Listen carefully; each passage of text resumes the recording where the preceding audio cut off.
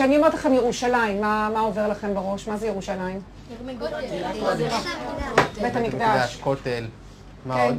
מי מאמין שבית המקדש ייבנה בשנים הקרובות?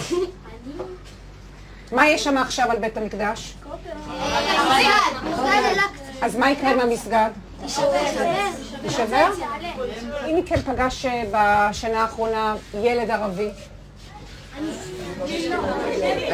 איפה פגשת ילד ערבי? ליד הכותל. ודיברת איתו? לא, הוא דחף אותי, אבל לא הלך. ומה קורה כשאתם רואים ילד ערבי? מה אתם מרגישים? רגשות זעם. זעם? מה קורה כשאתם פוגשים ילד חילוני? מרחם עליו, שלא נולד חרדי. למה אתה מרחם עליו שלא נולד חרדי? מה הוא מפסיד? הוא לא הולך לדרכם. כשאתם חושבים על ירושלים בעוד 10 שנים, כולם חרדים? לא כולם חרדים.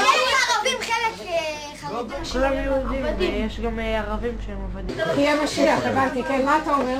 שמלחמה כל הערבים ימותו, וחלק מהם יהיו עבדים. קיבלת את כל הסיפור שלו. ילדים, תודה רבה. תודה רבה. תמשיכו להצליח ולראות אתכם בישיבות.